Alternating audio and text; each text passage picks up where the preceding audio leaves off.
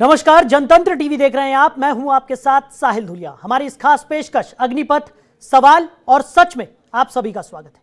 तो अग्निपथ योजना की आग पूरे देश में फैल चुकी है। यूपी, बिहार, हरियाणा, दिल्ली से लेकर तेलंगाना तक हिंसक प्रदर्शन जारी है। हालात चिंताजनक हो गए हैं। कई जगह ट्रेनें फूंक दी गई हैं, जिससे देश भर में करीब 200 ट्रेनें प्रभावित भी हुई हैं। वहीं तेलंगाना और बिहार में हुए हिंसक प्रदर्शन में 2 लोगों की मौत हो गई। मोदी सरकार की ओर से अग्निपथ योजना के ऐलान के बाद सेना में भर्ती का सपना संजोए कई राज्यों के नौजवान सड़क पर उतरकर आंदोलन कर रहे हैं। बिहार के लखीसराय, छपरा, समस्तीपुर, आरा समेत कई जगहों पर आपको बता दें कि ट्रेनें फूंक दी गई, तो यूपी की सड़कों पर युवा प्रदर्शन कर रहे हैं। हरियाणा के कई जिलों में भी तोड़फोड़ और आगजनी हुई है। रोहतक में सेना भर्ती की तैयारी कर रहे एक युवक ने सुसाइड कर लिया। 3 दिनों से अग्निपथ के विरोध की आग जल रही है। इसकी चपेट में सबसे पहले बीजेपी शासित राज्य ही आए और इसी बीच थल सेना और वायु सेना की ओर से बड़ा बयान जारी किया गया। थल सेना प्रमुख ने कहा कि अग्निवीरों की भर्ती के लिए 2 दिन में अधिसूचना जारी होगी, तो वायु सेना में 24 जून से भर्ती प्रक्रिया को शुरू कर दिया जाएगा। हालांकि इस ऐलान और तमाम आश्वासन के बाद भी युवाओं का गुस्सा शांत नहीं हो रहा।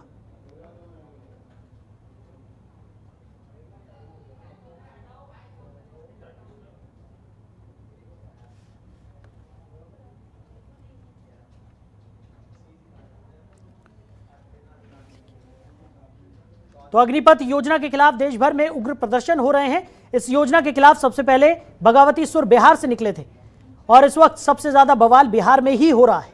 बिहार के अलग अलग जगहों की तस्वीरें आपको दिखा रहे हैं। समस्तीपुर, लखमीनिया, दानापुर, हाजीपुर, आरा और लखीसराय की तस्वीरें। बेलगाम युवाओं ने इन सभी रेलवे स्टेशनों पर जमकर उत्पात भी मचाया और उनके सामने जो कुछ भी आया उसे तोड़ दिया गया।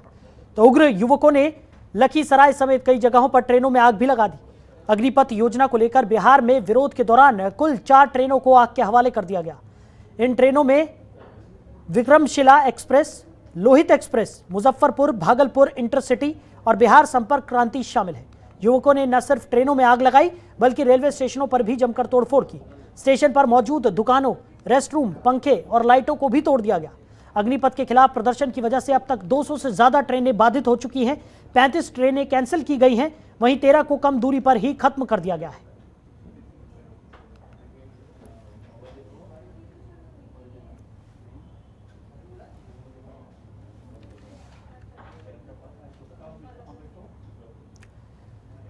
वहीं बिहार के बाद अब आपको उत्तर प्रदेश का भी हाल दिखा देते हैं। तो उत्तर प्रदेश के युवा भी अग्निपथ योजना का विरोध करने में पीछे नहीं है। नई योजना को लेकर यूपी के अलग अलग जिलों में प्रदर्शन हुआ। जगह जगह युवा हंगामा कर रहे हैं। 8 तस्वीरें आप देख सकते हैं। लखनऊ, बुलंदशहर, फिरोजाबाद, अमेठी, बलिया, जौनपुर, रायबरेली और ग्रेटर नोएडा की ये तस्वीरें। बलिया में युवा सड़कों पर उतर आए। इस दौरान प्रदर्शनकारी युवाओं ने रेलवे लाइन पर खड़ी ट्रेन की एक खाली बोगी में आग लगा दी। स्टेशन पर भी तोड़फोड़ करने के साथ जमकर पत्थरबाजी भी की। मौके पर पहुंची भारी फोर्स ने दर्जनों युवाओं को हिरासत में लिया। युवाओं को तितर बितर करने के लिए बल प्रयोग भी करना पड़ा।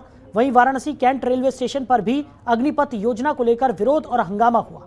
रोडवेज और ट्रेनों के परिचालन पर असर पड़ा। जौनपुर में सेना की तैयारी कर रहे युवाओं ने जाम लगा दिया।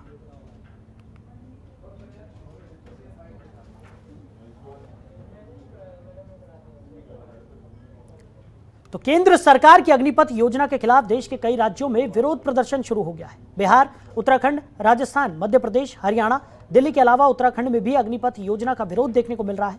उत्तराखंड की राजधानी देहरादून में भी अग्निपथ का भारी विरोध देखने को मिला, जहां युवाओं ने जुलूस निकालकर नारेबाजी की। देहरादून के घंटाघर पर प्रदर्शन करते हुए जाम लगा दिया गया। देहरादून के अलावा अल्मोड़ा, पिथौरागढ़, हल्द्वानी, खटीमा और चंपावत में भी युवाओं ने प्रदर्शन किया और नई भर्ती योजना का विरोध किया। युवाओं की एक ही मांग है कि अग्निपथ योजना को वापस लिया जाए।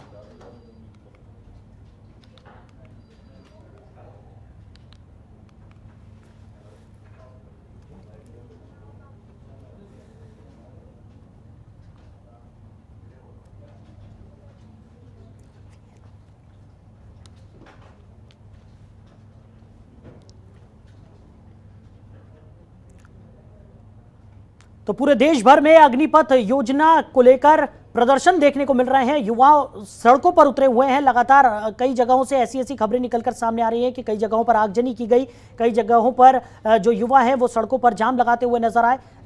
लगातार केंद्र सरकार और भारतीय जनता पार्टी का विरोध भी यहां पर देखने को मिल रहा है। इसी पर चर्चा के लिए हमारे साथ खास मेहमान भी जुड़ गए हैं। वीएन झा जी, जो कि रिटायर्ड ग्रुप कैप्टन है, वो हमारे साथ इस चर्चा में साथ निभाएंगे। सर, बहुत स्वागत है आपका जनतंत्र टीवी में। सबसे पहला सवाल मेरा ये रहेगा कि जिस तरीके से लगातार अग्निपथ का विरोध यहां पर देखने को मिल रहा है, युवा सड़कों पर उतरा हुआ है, आज देश में जो माहौल है वो इस कदर भयावह हो गया है कि अलग अलग जगहों से आगजनी की घटनाएं देखने को मिल रही हैं। युवाओं का कहना है कि इनसे उनका भविष्य जो है वो पूरी तरह से अधर में लटका हुआ नजर आएगा और भविष्य एक तरह से बर्बाद ही हो जाएगा। आप क्या कहेंगे? साहिल, बहुत बहुत धन्यवाद अपनी चैनल पर बुलाने के लिए और अपनी बात रखने के लिए। देखिए, ये जो कुछ भी हो रहा है ये बहुत ही गलत हो रहा है। देखिए, मैं भी बिहारी हूँ, मैं बिहार से हेल करता हूँ और वहाँ पे जो कुछ भी अभी हो रहा है मुझे खुद में शर्मिंदगी महसूस हो रही है, क्योंकि ये लोग जानते नहीं है कि ये क्या कर रहे हैं। देखिए, और किसी पे नहीं तो कम से कम अपने देशवासी अपने सेना पे तो भरोसा रखें।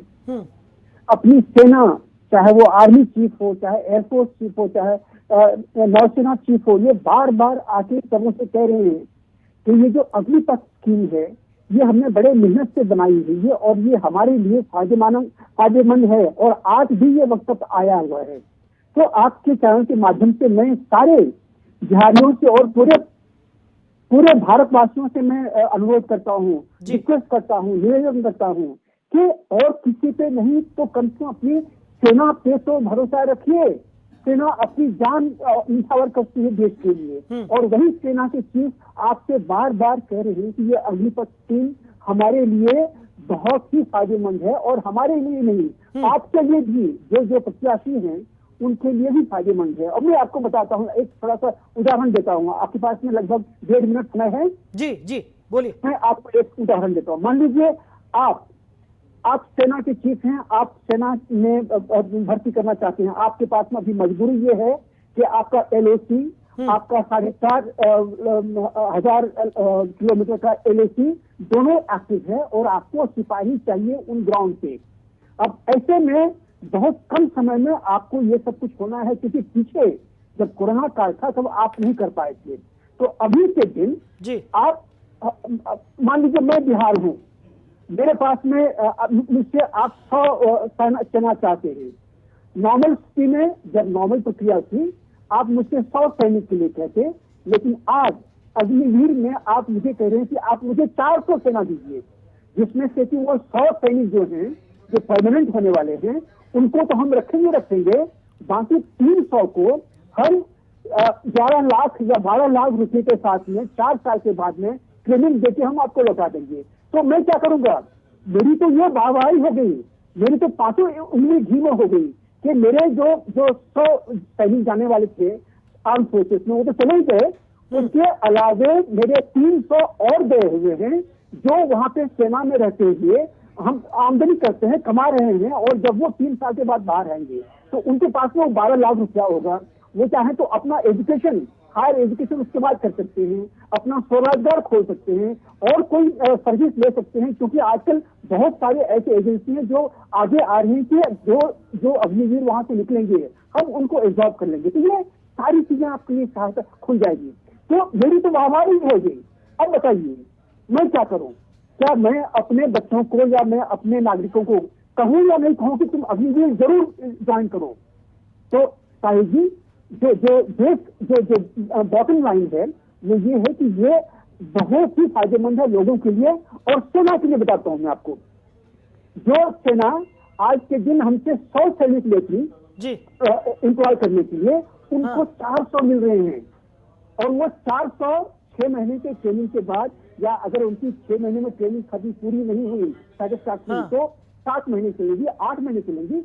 उसके बाद उतने सारे लोग उनको पूरे LOC पे या और कहीं ऐसे जगह जहाँ पे कि हमारे जो स्पेशलिस्ट ट्रेडमैन होते हैं उनको जाना पड़ता है, उन जगहों में जाके जो स्पेशलिस्ट हैं उनको वहां से लीड कर देंगे। तो स्पेशलिस्ट जो है वो अपना काम देखेंगे और ये जो जनरल ड्यूटी होती है ये करने के लिए हमारे अग्निवीर रहेंगे। अब बताइए, ये तो चांदनी हो गई, मतलब सेना की भी वाहवाही हो गई, सेना की चांदनी हो गई और हमारी चांदनी हो गई, क्योंकि हम जो 100 सैनिक भेजते हम 400 सैनिक आज भेज रहे हैं। तो इसीलिए ये दोनों के लिए है, सिविलियन के लिए भी, मतलब पूरे देश के लिए भी और सेना के लिए भी, दोनों के लिए ये फायदेमंद है। झा जी सेना के प्रोस्पेक्टिव से तो आपने बहुत अच्छे तरीके से इस पूरे योजना को समझा दिया, लेकिन अगर हम स्टूडेंट्स की बात करें या युवाओं की बात करें जो सेना की तैयारी करते हैं और उनके मन में कई तरह के संदेह यहाँ पर निकलकर सामने आ रहे हैं, कई सवाल भी उनके मन में हैं, उन्हीं पर आज हम चर्चा करने के लिए हम यहाँ पर इस वक्त मौजूद हैं और लगातार हम यही कोशिश कर रहे हैं कि वो जो संदेह हैं और वो जो सवाल निकलकर सामने आ रहे हैं उनका जवाब हम यहाँ पर तलाश सके। एक सवाल यहाँ पर ये उठ रहा है कि जिस तरीके से 4 साल की अवधि यहाँ पर डिसाइड की गई है, क्या ये अवधि कम नहीं है सेना के लिहाज से? और इसके बाद के भविष्य की अगर हम बात करें युवाओं के, तो क्या वो भविष्य सुरक्षित नजर आएगा?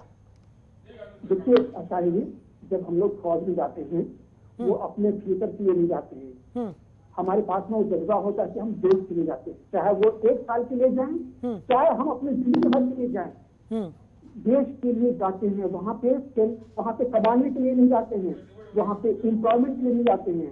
और अभी जो भर्ती होगी इसका जब इंटरव्यू होगा उसमें एक से यही पूछा जाएगा कि तुम सेना में क्यों आना चाहते हो। अगर वो कहेगा कि मैं पैसे कमाने के लिए जा रही हूँ, तो कहेगा कि भैया आप चले जाओ कहीं और जाके कमाओ, उसका नौकरी नहीं मिलेगा सेना में।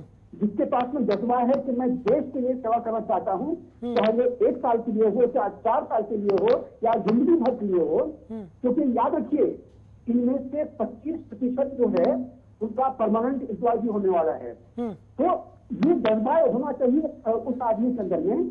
अगर वो तोड़ फोड़ करने वाला आदमी होगा, अगर उसमें ऐसा कोई शक मिलेगा इंटरव्यू लेने वाले को कि कल को अगर इसकी बात पूरी नहीं होगी तो वो कुछ तोड़ फोड़ करने के लिए उजारू हो जाएगा, तो उसकी भर्ती नहीं होगी।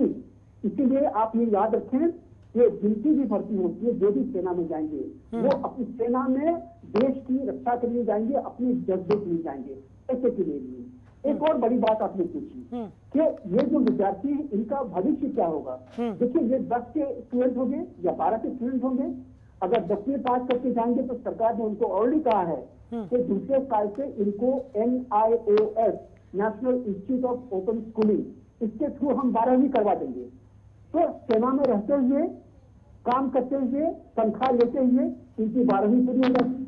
अब जब वहां से 12वीं का सर्टिफिकेट लेके आएंगे, इनके पास में 12 लाख रुपया होगा, तो ये चाहे तो ये इंजीनियरिंग कॉलेज में पढ़ाई कर सकते हैं, अगर गरीब घर के भी हैं, या मेडिकल कॉलेज में जा सकते हैं अगर प्रोफेशनल एप्टीट्यूड है, या कहीं और जाके हायर एजुकेशन ले सकते हैं। देखिए इनके सारे रास्ते खुले हुए उसके बाद से। ये चीज कोई भी देख रहा है, सब नहीं कह रहा है कि 4 साल के बाद क्या होगा, 4 साल के बाद क्या होगा। भाई आपको याद होगा जब इमरजेंसी कमीशन शुरू हुई थी 62 की लड़ाई के बाद, उसमें जैसे लड़ाई खत्म हुई लोग वहां से आ गए। और हमारी सरकार का नहीं, हमारी सेना का नहीं, विश्व भर में सारे सेना का जो एक नियम होता है कि पेंशन कुछ एक सर्विस की जो ड्यूरेशन होती है उसके बाद ही मिलती है। कम से कम जो पेंशन की सर्विस ड्यूरेशन है वो 9 साल है किसी कंट्री में, हमारे यहाँ पे 14 साल है। तो पेंशन नहीं मिलेगा 4 साल के बाद। 4 साल के बाद आप पेंशन कैसे आप एक्सपेक्ट कर सकते हैं।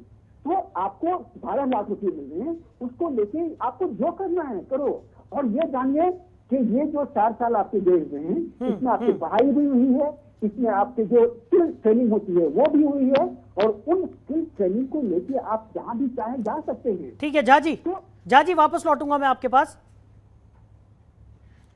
इसी बीच ग्राफिक्स के जरिए आपको दिखाते हैं कि युवाओं में इस पूरी योजना को लेकर आखिर आक्रोश क्यों है।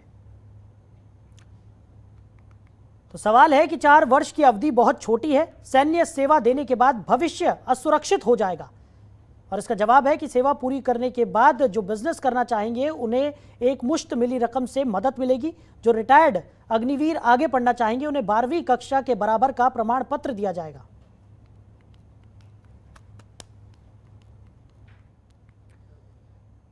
तो एक और सवाल या संदेह हम जिसे कह सकते हैं वो है कि युवाओं के लिए सेना में नौकरियां घट जाएंगी। इसका जवाब है कि ऐसा नहीं होगा, बल्कि अग्निपथ योजना से सेना में युवाओं के लिए नौकरियों के अवसर बढ़ जाएंगे। आने वाले सालों में सशस्त्र बलों में अग्निवीरों की भर्तियां मौजूदा संख्या से 3 गुना तक पहुंच जाएंगी।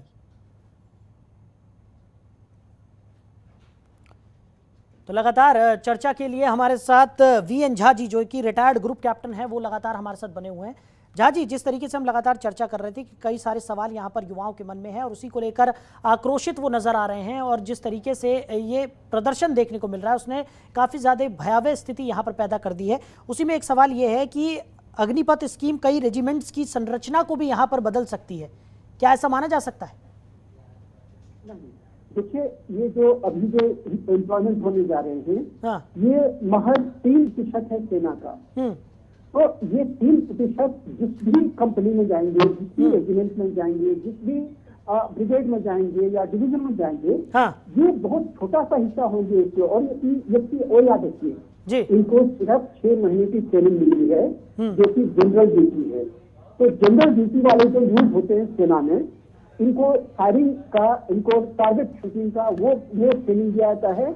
और जनरल ड्यूटी में जितनी भी चीजें आती हैं, जो नॉर्मल डिसिप्लिन है, क्राउड कंट्रोलिंग है, बाकी सेवाएं होती हैं, वो सब करने की इसमें होती है। ठीक है झा जी, इसमें एक और चीज, अगर सेना के लिहाज से हम बात करें, जैसे कि कम अवधि का सवाल मैंने आपसे पहले भी किया था, ये कम अवधि कहीं जो सशस्त्र बल है उनकी प्रभावशीलता को तो कम नहीं कर देंगी?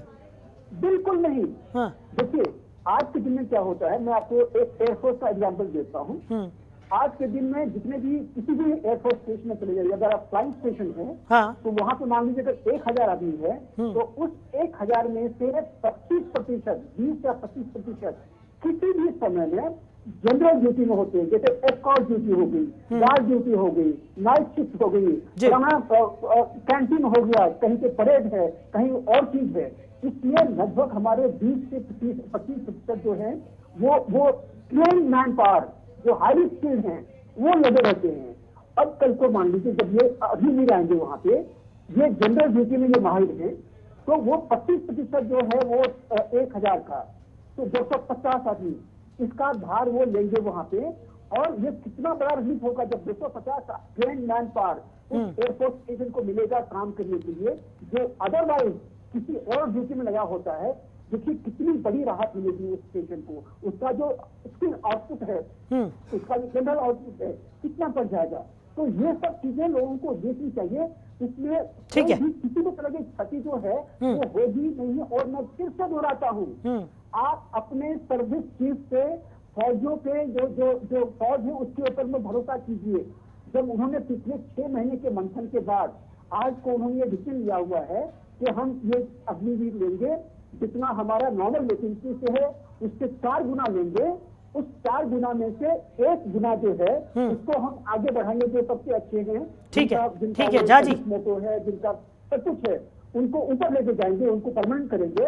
और बाकी 3 गुना जो हैं वो उनको हम फिर वो रिलीज का रास्ता लेंगे, उनको रिलीज करेंगे, इतने पैसे के साथ, इतना डिग्री के साथ, इतना स्किल। ठीक है झा जी, इस चर्चा को हम जारी रखेंगे। तो फिलहाल देश भर में अग्निपथ योजना के खिलाफ युवाओं का विरोध प्रदर्शन हो रहा है और उत्तर प्रदेश से लेकर दिल्ली, हरियाणा, बिहार, बंगाल में ये प्रदर्शन हिंसक होता दिखाई दे रहा है। वहीं इस बीच एयरफोर्स चीफ वीआर चौधरी ने बड़ा बयान जारी कर कहा कि भारतीय वायुसेना में 24 जून से अग्निवीरों की भर्ती प्रक्रिया शुरू हो जाएगी। वहीं सेनाध्यक्ष जनरल मनोज पांडे ने कहा कि सरकार के निर्देशानुसार अग्निपथ योजना के अंतर्गत साल 2022 की भर्ती के लिए प्रवेश आयु को बढ़ाकर 23 वर्ष करने की एक बार की रियायत दी जा रही है। यह निर्णय उन सभी युवाओं को एक अवसर प्रदान करेगा। भारत सरकार ने अग्निपथ योजना की घोषणा की है, जिसके द्वारा नौजवान आर्म फोर्सेस में भर्ती हो सकते हैं। इस योजना में भर्ती की आयु 17.5 से 21 साल रखी गई है। मुझे ये बताते हुए खुशी है कि पहली भर्ती के लिए उम्र की अपर एज लिमिट 23 साल कर दी गई है। इस चेंज से नौजवानों को फ़ायदा होगा।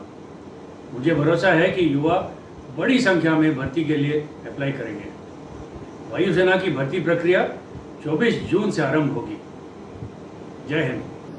हमारी यूनिट्स और फॉर्मेशंस इस परिवर्तन या अग्निपथ स्कीम को अपनाने के लिए पूरी तरह तैयार और उत्सुक है। हमारा ये भी प्रयास है कि जल्दी से जल्दी हमारे आखिरी जवान तक इस स्कीम के बारे में हम जानकारी उनको प्रदान करें। दूसरी बात, जहां तक युवाओं का सवाल है, मेरी यह राय है कि उनको ये स्कीम के बारे में पूरी तरह अभी तक जानकारी सही तरह से मिली नहीं है।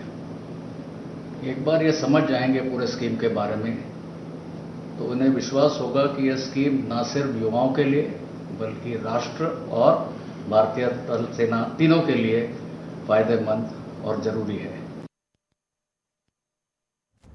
तो लगातार हम चर्चा कर रहे हैं जिस तरीके से युवाओं में रोष देखने को मिल रहा है अग्निपथ योजना को लेकर, उसी पर हम चर्चा कर रहे हैं। और जिस तरीके से हमने सुना कि किस तरीके से जो वायुसेना प्रमुख है और सेना अध्यक्ष हैं उनका भी यही कहना है कि ये युवाओं के लिए ही योजना निकालकर सामने लाई गई है ताकि युवाओं को इससे ज़्यादा से ज़्यादा फ़ायदा पहुंच सके। और युवा अभी समझ नहीं पाए हैं, लेकिन जैसे ही वो इस योजना को समझेंगे चीज़ें बदल जाएंगी। तो हमारे साथ VN झा जी लगातार बने हुए हैं जो कि रिटायर्ड ग्रुप कैप्टन हैं, उनसे हम चर्चा कर रहे हैं। झा साहब, जिस तरीके से हम लगातार आपसे जान रहे थे कि क्या ऐसे संदेह है, क्या ऐसे सवाल हैं जो युवाओं के मन में है जिसको लेकर इस तरीके का रोष हमें देखने को मिल रहा है पूरे देश भर में, उसी में एक सवाल है उम्र को लेकर। हमारी सेना कहीं ऐसा नहीं है कि कमज़ोर हो जाए, क्योंकि जो उम्र का क्राइटेरिया रखा गया है 17.5 साल से लेकर 23 साल के बीच, ये काफ़ी छोटी उम्र है। और इस उम्र में वो जब सेना में भर्ती होंगे तो क्या उससे कहीं सेना की ताकत को कहीं नुकसान तो नहीं पहुंचेगा? इन्होंने रखा है 17.5 साल का जो एज रखा है, 17.5 में उसके बाद वो जब वो ट्रेनिंग करेंगे तो 18 हो जाएगी। 18 साल में कोई भी युवा जो है वो वयस्क है, उसमें उसको सब कुछ वो कर सकता है जो उसके क्षमता में होता है। खास करके अगर मेरे जैसा आदमी के उसको अगर मुकाबला कर दिया जाए तो मुझसे वो बहुत ही अच्छा होगा हर मामले में। तो इसीलिए उसको अंडर एस्टिमेट ना करें। जिस दिन को वो सर्विस में जाएगा कहीं पे भी, जिस भी स्क्वाड में जाए, जिस भी नेवल बेस में जाए या जिस भी आर्मी बेस में जाएगा, वहाँ पे वो एक सशक्त एडल्ट होगा, युवा होगा। और उसको जब ट्रेनिंग दी जाएगी, उसको जनरल ड्यूटी की ट्रेनिंग दी जाएगी, जो भी टारगेट शूटिंग, कुछ जो एसेंशियल कम्युनिकेशन होते हैं वो इस तरह की उनको ट्रेनिंग दी जाएगी, फिजिकल ट्रेनिंग दी जाएगी, जिससे कि वो सारा काम कर पाएंगे जो कि एक सशक्त एडल्ट को करना चाहिए। अब वहाँ पे मैंने जैसे आपको बताया कि जो स्पेशलाइज ड्यूटी होती है, जैसे मैं हवाई जहाज में कोई चीज कर रहा हूँ, या मैं रडार स्टेशन में बैठा हुआ हूँ, या मैं मिसाइल को मैं गाइड कर रहा हूँ या वहाँ पे ट्रैक कर रहा हूँ, वो बड़े स्पेशलाइज ड्यूटी होते हैं। और उसमें उस यूनिट के जितने लोग होते हैं उसमें से मात्र 2 या 3% लोग होते हैं, उसके लिए वो क्वालिफाइड होते हैं। तो वो बहुत हाईली क्वालिफाइड जॉब है जी। लेकिन बाकी जॉब, जैसे मैंने आपको एग्जाम्पल दिया था कि किसी भी समय में ये 20 से 25% जो लोग हैं वो ऐसे काम कर रहे होते हैं जो कि कोई और भी कर सकते हैं। तो इसीलिए उस हिसाब से देखिए। और एक और चीज मैं आपसे रिक्वेस्ट करूंगा कि आप प्लीज अपने दर्शकों से कहिए कि और किसी पे नहीं तो कम से कम अपने जो सैनिक हैं उनके ऊपर तो आप भरोसा रखिए। बिल्कुल, आपके सैनिक आपको बार बार कह रहे हैं कि ये अग्निवीर जो ये हमारे काम के लिए है, देश के लिए है और युवाओं के लिए भी उतना ही फायदेमंद है। बिल्कुल बिल्कुल झा जी, हम यही कोशिश कर रहे हैं कि इस चर्चा के माध्यम से जो तमाम सवाल यहाँ पर युवाओं के जहन में है उसका जवाब उन्हें मिल सके और एक क्लैरिटी यहाँ पर निकलकर सामने आ सके। इसीलिए हम इस चर्चा में हमने ये मुद्दा लिया है। और जिस तरीके से एक सवाल यहाँ पर जो मैंने अभी आपसे किया था उम्र को लेकर, उसी पर एक चीज़ मैं और ऐड ऑन करना चाहूँगा कि जिस तरीके से सशस्त्र बलों से जब वो बाहर निकलेंगे युवा 23 साल की उम्र में जब वो बाहर निकलते हैं, कहीं ना कहीं वो कई आतंकी संगठन और कई जो आतंकी दल हैं जो सिर्फ और सिर्फ आतंक फैलाना उनका मोटिव होता है, उनके लिए सॉफ्ट टारगेट तो नहीं बन जाएंगे, क्योंकि काफ़ी ट्रेंड ये होंगे, हथियार चलाना इन्हें आता होगा, कई सारी ट्रेनिंग्स ये ले चुके होंगे और उसके बाद इनको बरगलाना, इनको जिस तरीके की गतिविधियों में आतंकी संगठन रहते हैं उसके लिए ये सॉफ्ट टारगेट तो नहीं बन जाएंगे।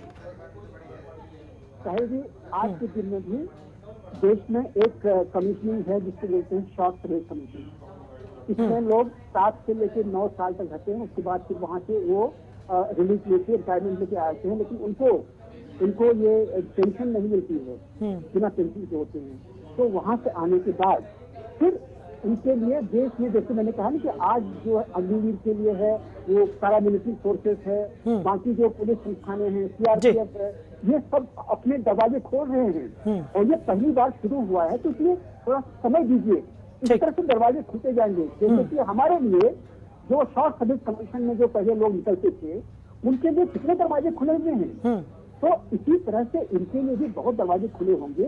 और ये बिल्कुल शक ना रखिए कि ये जो लोग वहाँ से बंदूक की ट्रेनिंग लेके आ रहे हैं ये कल को ट्रेनिंग हो जाएंगे, ना जी ना। भारत के लोग काफी एजुकेटेड हैं, यहाँ के युवा काफी देशभक्त हैं। ठीक है। इनकी जो देशभक्ति जो है, जब वो यूनिट में जाएंगे, जब वो आर्मी में जाके 4 साल रहेंगे, वो तो एक बिल्कुल वो जो तगड़ा जवान है वो बन जाएंगे कि हम देश के लिए बिल्कुल अपनी जान बिल्कुल दे देंगे। ठीक है झा जी, हम भी यही उम्मीद करते हैं कि इस योजना के माध्यम से जिस तरीके से ये कोशिश की जा रही है कि युवाओं को ज़्यादा से ज़्यादा सेना से जोड़ा जा सके, उसमें सफलता भी यहाँ पर हासिल हो। आपने बड़ी ही सरलता के साथ बहुत ही साफ शब्दों में इस योजना को समझाने की कोशिश की और हम भी यही आशा करते हैं कि इस पूरी चर्चा से जो युवाओं में कई सवाल यहाँ पर उमड़ रहे हैं, जिस तरीके का प्रदर्शन हो रहा है, वो तमाम सवालों के जवाब उन तक पहुँच पाएँ। समय की कमी के चलते हमें इस चर्चा को यहीं विराम देना होगा। झा जी आप कुछ कहना चाह रहे हैं जल्दी से? सजेशन ये है कि आगे का जब प्रोग्राम करेंगे, हाँ। तो ऐसे कुछ युवा को आप अपने इससे ले लें, क्वेश्चन पूछने के लिए इससे ले लें। हम बहुत खुशी होगी हमें कि अगर उनके सवालों का हम जवाब दे सकें। चलिए बहुत बहुत शुक्रिया झा जी हमारे साथ इस चर्चा में साथ निभाने के लिए। तो साफ तौर पर यही कहा जा रहा है कि जिस तरीके की ये योजना निकलकर सामने आई है, उसे समझने में भी थोड़ा वक्त लगेगा।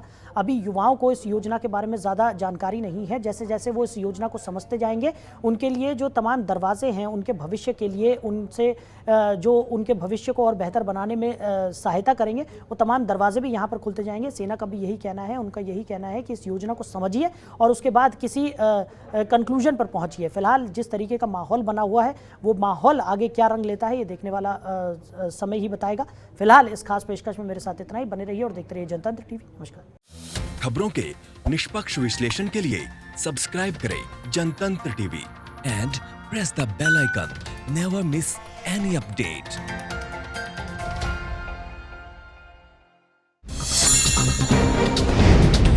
डाउनलोड कीजिए जनतंत्र टीवी ऐप को, जो कि अवेलेबल है गूगल प्ले और ऐप स्टोर पर। अधिक जानकारी के लिए अभी डाउनलोड करें।